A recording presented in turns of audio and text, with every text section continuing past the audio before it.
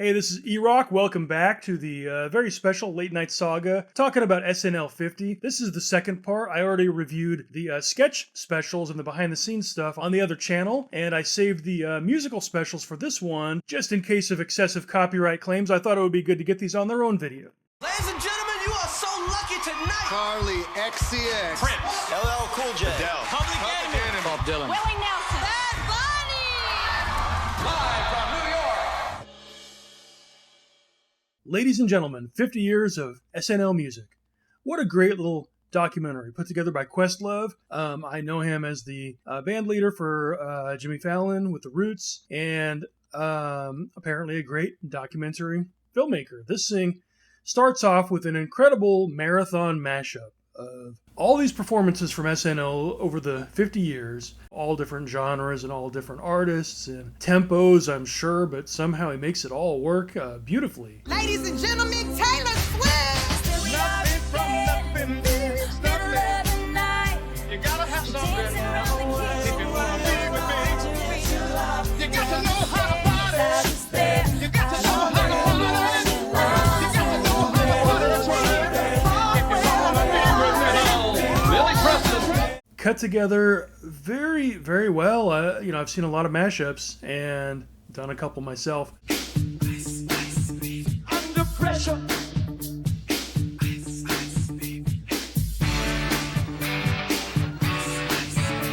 Just the fact that, it makes you wonder, is he working from separated tracks of vocals and instruments, stems, or just with the final mixes of the full songs, because that's even more impressive. So there was a sort of a visual aspect to the mashup too, but that's not overstated too much. But really a great way to kick this thing off. It's the greatest opening of any documentary. One thing though, they start off talking about how SNL was basically like the first show ever to have live music, artists actually performing their own instruments and singing for real and all that kind of stuff. You never played live, you mimed to your latest single. So Saturday Night Live was a departure where you actually were featured and you played live. Yeah, it's great, and it was somewhat novel.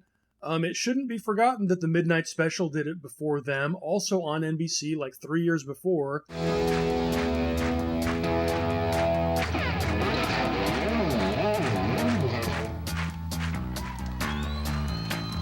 It's sort of a lie of omission to say, well, we had the Midnight Special on every week for 3 years before this on our same channel, in our same time slot. So they should have mentioned that, and somebody mentions the Midnight Special later, and I'm like, aha, they do know that it exists. You would see Stevie on Ed Sullivan, and you would see Stevie on, the Midnight Special, and he was the biggest thing around. And it is really cool seeing the origin of the Blues Brothers. That's one of those things I haven't really delved into too deeply. I love the movie The Blues Brothers. I grew up watching it. I'm sure at the time I didn't even know that they came from SNL. I think at some point I knew that Belushi and Aykroyd had started on SNL, but I didn't know the characters started from there. And it wasn't until much later I realized that the band, the Blues Brothers band featured in the movie, was the SNL band, because that's where they came from. And all those guys were just, part of the house band, which I think is even cooler. But so here we see the origins. We've seen the Bees in the Saturday Night movie. They talked about the Bee sketches that Belushi in particular didn't like, I guess. It was a recurring sketch throughout the first couple seasons of SNL. Bees doing this and bees doing that. And sometimes they were killer bees and sometimes they were the Bees Hospital. And this particular week they just decided that the Bees were going to sing a blues song. I'm a king, babe. I can buzz all night long. And then the week after that they decided, what if they were just the Blues Brothers and we could just drop the Bee gimmick?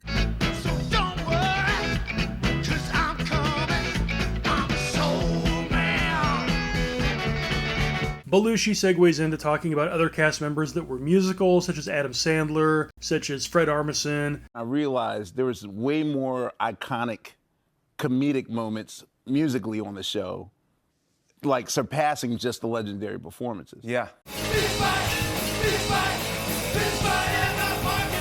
And once again, I don't know how I failed to realize for a long time that Armisen was the band leader for Late Night with Seth Meyers. They do a nice little, I guess it's brief, but a nice little bio of the Lonely Island and how the little, troupe comes together at SNL and how they started doing digital shorts. And we told Lauren the idea, and he was like, Okay, well, just remember it's the Christmas show and a lot of kids will be watching. We bought a bunch of mini DV tapes and like just filmed it ourselves.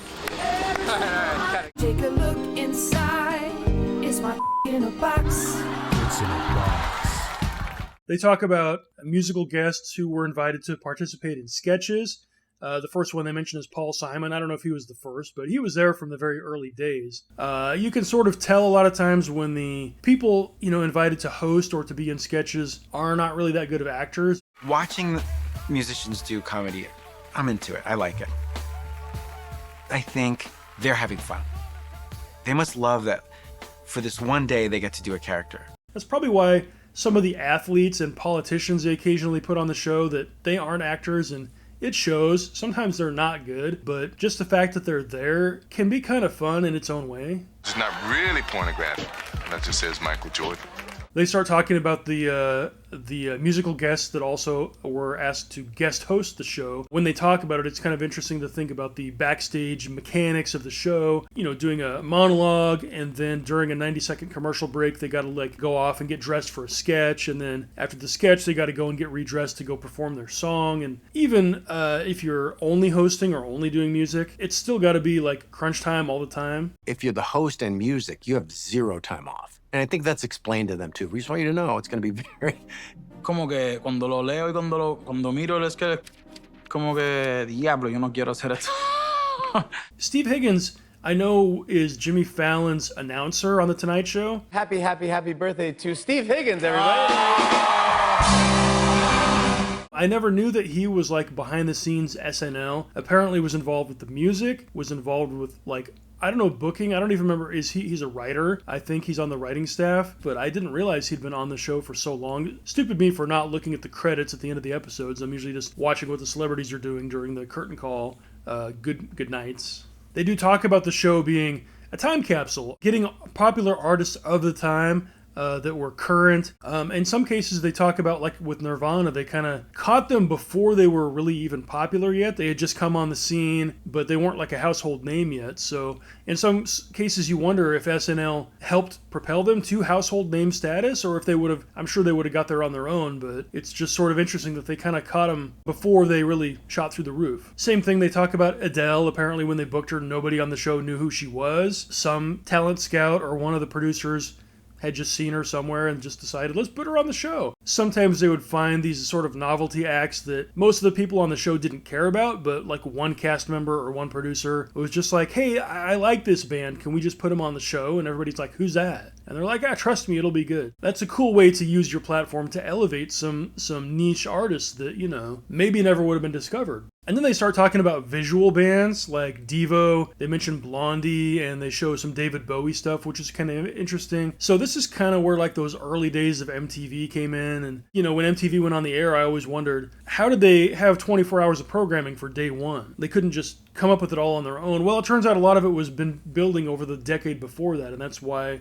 probably somebody got the idea for MTV to just put everything under one roof. I wonder if some of these performances were featured in the early days of MTV. It probably would have been a good resource to get, television appearances, concert films, or whatever, before people started shooting things exclusively for music video. Oh my God, they're weird too. And they're on TV and people like weird stuff. And okay, it's okay to be weird. They talk about how this is one of the first shows that really featured a lot of hip hop, R&B or rap. It probably for me was kind of an early place to experience this stuff. I didn't have cable TV until I was 20 years old, 95 maybe, 93. I really remember that Yo MTV Raps was kind of the first time I ever got introduced to much rap music, certainly visually on TV.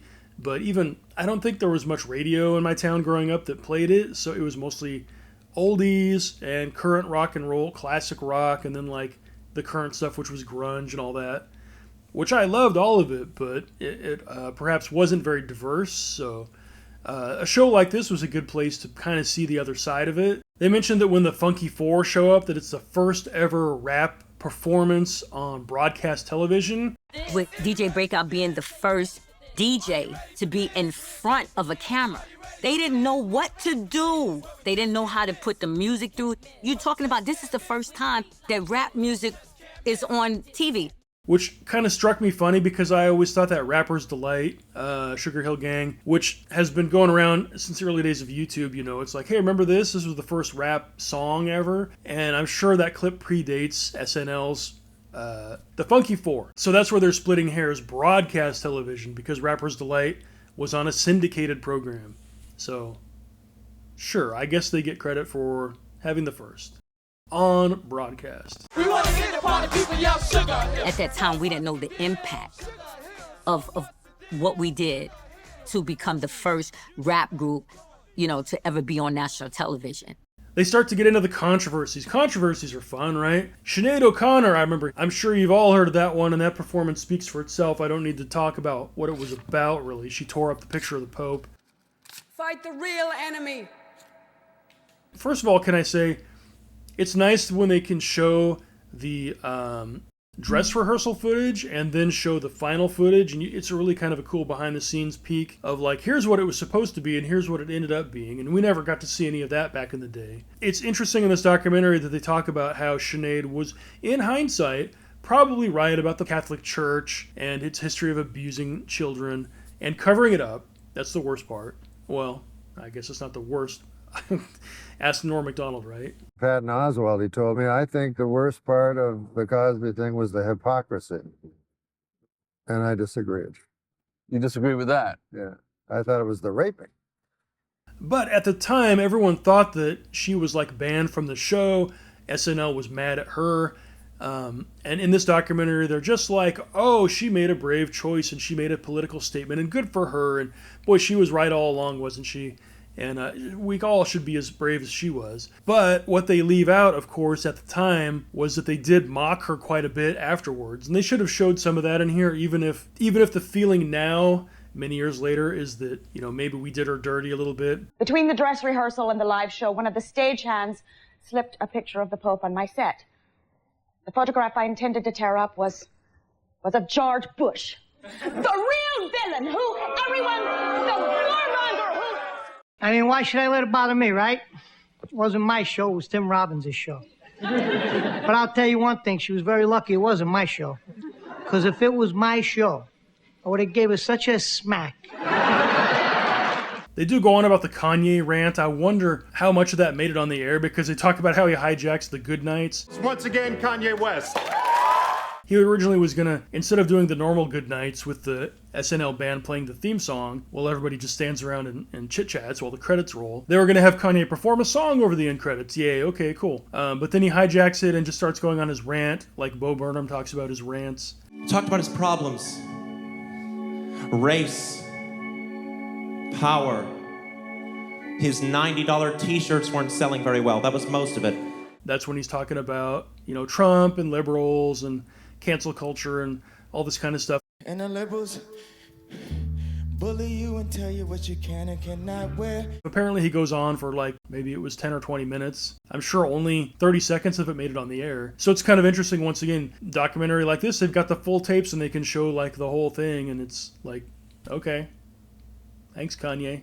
We can't be controlled by monolithic thought. Another musical aspect is these impressions. The SNL cast, some of them would do impressions of musicians. They talk about Belushi doing his Joe Cocker impression, which I think made it into Wired also, right? I'm going to review that pretty soon. The movie ends with John as Joe Cocker singing a rendition of You Are So Beautiful, but he acts slightly more like the handyman character from In Living Color. They talk about Jimmy Fallon impersonating Mick Jagger and the sketch they did together. But come on, let's talk about the Barry Gibb talk show. Talking it up on the Barry Gibb talk show. Talking about issues. Talking about real important issues. It was a sketch so good that they even got Barry Gibb to show up and play himself. How could they leave that out of this show? Alvin, do you have anything to add? Nah. No, I don't. This documentary chooses to touch on things that almost aren't even musical. They spend a bit of time talking about the post 9/11 show and, having the first show back after the event and how do they deal with it. And yeah, they do talk about Paul Simon singing a song, but it's kind of like secondary to the fact that Giuliani was on the show and they had a whole gallery full of firefighters and first responders. And so that show was meaningful, and it was kind of cool to see, that talked about in this documentary, but it's like it doesn't really have that much to do with the music. And that's why it's important for you to do your show tonight. Can we be funny? Why start now? Studio 8H was originally built as a music studio for like the NBC Symphony Orchestra. It's interesting how they say it's a good venue for musicians to play in because the audience and the shape of the studio and the building was created for concerts in the first place. Just watching this thing, I see so many clips. I see all the eras before I ever started watching SNL and all the ones from after. And I'm sure there's a million sketches and everything else that I've missed. But just looking at this, it's like, look at all this music that I missed. I can't believe Philip Glass was on this show. I didn't even know who Philip Glass was until college, besides the fact that he did the Truman Show soundtrack.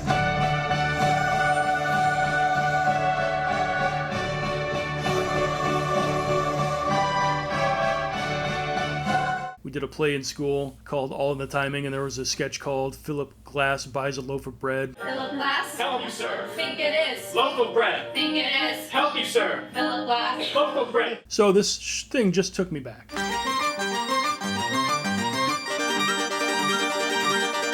You know who they didn't mention that I would have loved to see them talk about was Faith No More.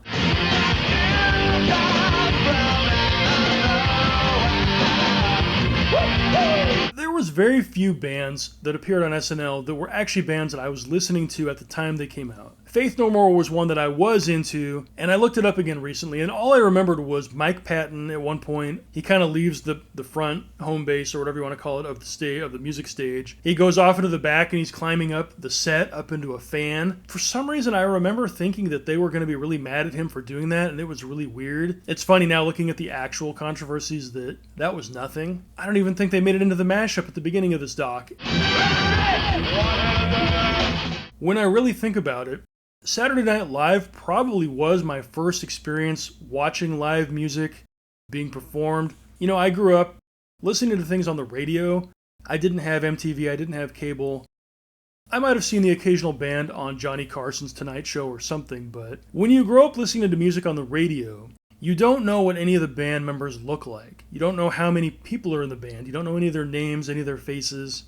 Oftentimes when songs would play on the radio, they don't even tell you the name of the band or the song. They might play 5 songs in a row and then just tell you what the last one of them was by name. So it was hard to discuss music with people.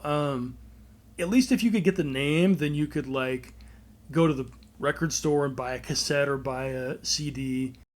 And then, you might see a picture of the band in the liner notes or whatever. I certainly never saw this kind of stuff, and it's unfortunate that I wasn't into any of the music that they were playing. And by the time I got MTV, they weren't playing music videos the way they used to. I came into it during the Beavis and Butthead generation, where it was starting to become a lot of shows instead of music. And I probably saw more bands on Beavis and Butthead in the small clips than I had ever seen before.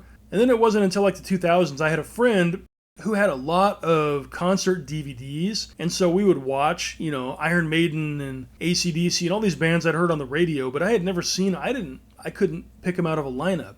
I didn't know their names. So it was cool to start seeing them live, seeing what instruments are they playing and how do they play them, and what do they look like when they sing, and I found all that stuff really interesting. But when I think back, SNL was probably the first time I was ever exposed to that. It's too bad I didn't appreciate it more at the time. So this was a great documentary. My highest praise. I think this was the best thing to come out of SNL50 personally, more so than the new live shows. I mean, it's hard not to when you've got this time capsule of 50 years of the greatest artists of their day performing. So it's fantastic. And you think, okay, he's just holding a piece of wood with wires. I'm gonna go get one of those things and learn how to do it like that guy. I think it inspires a younger generation of people to go out and fucking try to do it. And now let's jump forward into the homecoming concert.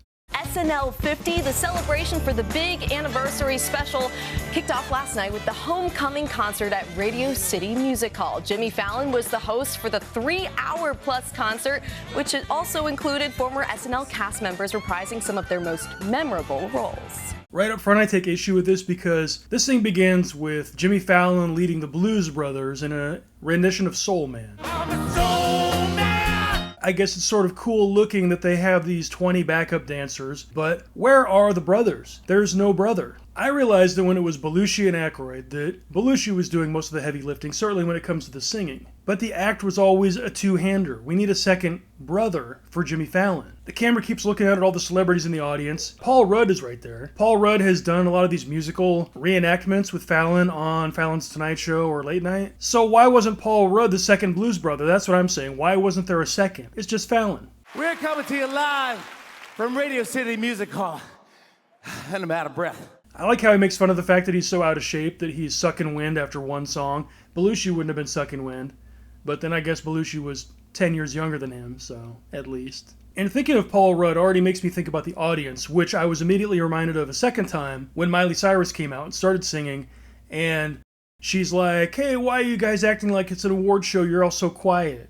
All right, y'all are doing the Grammys thing where you guys are famous and shit and you don't sing along, to use my language. Come on! Almost the entire audience is made up of celebrities and I guess people they invited. A lot of them were SNL crew members. That's nice. But I was like, where are the real audience members? It just sort of drove home the point that this show was really not for us in the audience. It was for the people who worked on the show. It's sort of like an industry insider event is what it seems like. And, you know, I'm more power to them. They can do what they want. It's a nice gift for their employees. But I can't help but thinking that you would have had a much more live audience if it had been just like fans of the show. Compare that to the South Park 25 show. All people in the audience were just going nuts. Hey, let's go kick ass. We need a little bit more of that energy on this thing. Can I just take a moment to say, this was a Miley Cyrus redemption for me. I'm too old to have seen Hannah Montana. I've heard her name. I know who she is. I know that after her Disney show, she went on to, become a music star. And that was kind of like outside of off my radar. I finally saw her. It was on Conan's TBS show, I think. And I thought she was terrible. I thought she was off pitch and off tempo and just not good. Woke up, fell out of bed, dragged a comb across my head. That sort of colored my perception ever since that, maybe she's somebody that just got by in the business because she's got a famous parent, she was on this Disney show, she's a Disney kid, she's hooked into that machine. So seeing her here, it was like, oh, she was actually good. I really enjoyed her performance. Yeah, I can love me better than you can. Bill Murray pops in to reprise Nick Valentine. That's the guy who sang Star Wars. Star Wars, nothing but Star Wars. I guess he's supposed to be kind of a smarmy dude who sings, but boy, this thing was a lot of setup. I was going to say I thought they were killing time while the next band got set up, but the interesting thing that probably helped this show move along really smoothly was we have the Roots, Questlove and the Roots playing. They're the house band for the night, and so when the guest band arrives, it's just, in some cases, just the lead singer. In some cases, they bring a few more people with him, but the next guy who came in after Nick Valentine was Eddie Vedder, who I don't know if I didn't see any other band members with him. He didn't have Pearl Jam. It was just him and the Roots. So there was no setup time, so I don't know why Nick Valentine's segment had to go so long. When they finally started singing, it was kind of funny. Like sweet morning dew, I took one look at you and you and you, and it was plain to see you three were my destiny. But there was a lot of banter. It's like an awards show banter scene just going on way too long. Eddie Vedder sings Tom Petty, Waiting, and I started to realize that a lot of the guests would sing two songs. One would be their own song, and one would be from a song from an artist who had passed away. I'm sure if Tom Petty was still alive, he would have been here at this concert, so he's somebody that had performed on the original SNL. The B-52s come in to do Love Shack. I'm sure they did that on the old show. This thing went on really long also, but it was their only number. It was really fun. It seemed like the crowd finally kind of picked up and they got into it and they were kind of doing a sing-along thing. You know, Fred's out there banging the cowbell, and I was thinking, like, where's Will Ferrell to show up with his cowbell? What a missed opportunity. The Backstreet Boys showed up. They did one song. A lot of these people just showed up for one song. It's kind of amazing that, like, let's line up like 10 or 12 or 15, however many, you know, amazing bands, and then just ask them to come in and just do one and leave. I don't know why they drug poor Jerry Seinfeld into it. He didn't look ready. He probably can't sing a lick.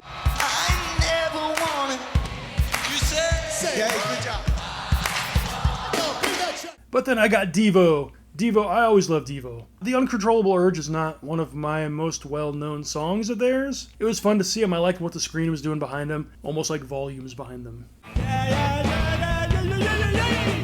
Lady Gaga brings us into the Lonely Island medley. This is probably the highlight of the whole show. If there was no comedy in this event, then it would have been just like a concert. It's like, let's remind people that it's an SNL concert. It's that combination of comedy and music, which is what Lonely Island was known for. Eddie Vedder, pulls double duty as Jack Sparrow. Couldn't get Michael Bolton back for this one. From the day he was born, he yearned for adventure. Lauryn Hill shows up. There's another name I haven't heard for quite some time. I'm sure she's been active, but probably a little bit off my radar as well. Nice to see another kind of 90s act show up. Everything you did has already been done. I know all the tricks from New York to Kingston. Marty and Bobby Culp. I'm not familiar with these characters from the show. Can we slap those sliders down? Maybe tamp down the DBs. Yeah. Ooh, yeah. A lot of fuzzy bounce on those upper EQs. Yeah. Will Ferrell. He didn't do a whole lot. He could have done the cowbell thing, but he just did this. But Anna Gasteyer, she was all over this thing. I think I saw her in a lot of bits in the behind the scenes documentaries, and here she is. She just did the bit with Bill Murray, and now here she does this bit, and then she comes out later to do more stuff. So it really seemed to be like a weekend of Anna Gasteyer. Ladies and gentlemen, Jelly Roll.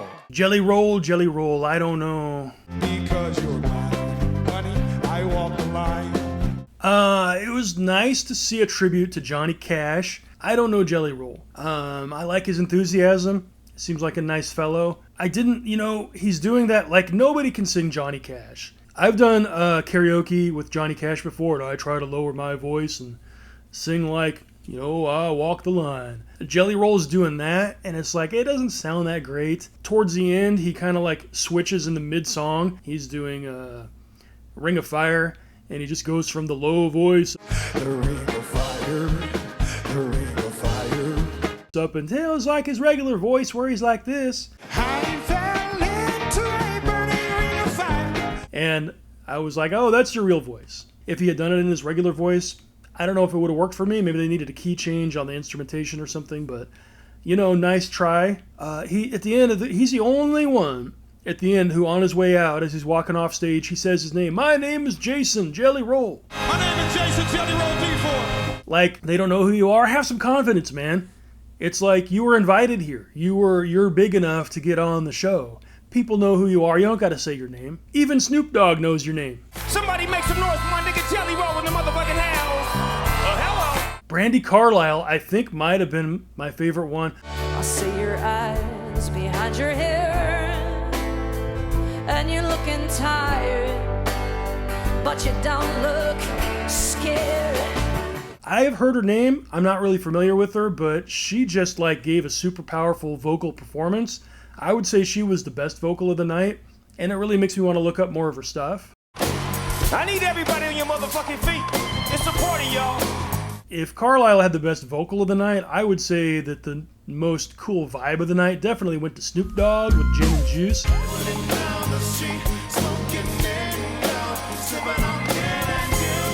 Laid back. Had the whole audience, bopping their heads, singing along. Have you ever seen so many white assholes just chilling out to hip hop? I say that with love.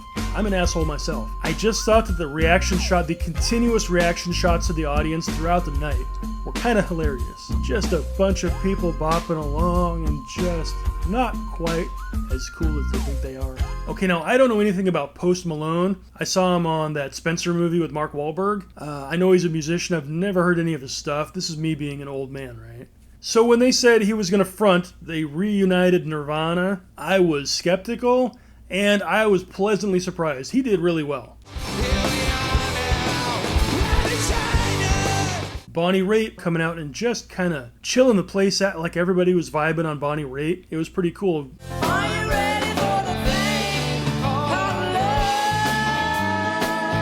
Lady Gaga comes back for her showcase doing Shallow, which we heard Andy Samberg ruin earlier in the night. My wife was watching, she was asking, I wonder how much it costs to get into that show because what a great lineup of stars. But then she also said, you know, that song is so overplayed, or at least it was when it came out. So maybe it's good that it's been a few years because it's a nice song, it's a good performance. But that song, when the movie came out, got a lot of play.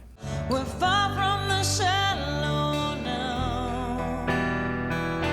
I guess I was wrong about the bands needing setup time because apparently Jack White needed a lot of setup time because Jimmy Fallon had to kill like 5 minutes while he was, plugging in his amps and his guitars and whatever.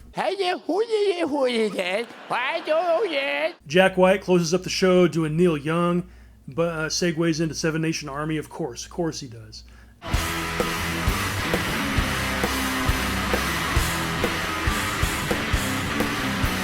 That's all I got for this time. If you haven't seen part 1, go to the second channel and check it out. And I'll see you guys next time.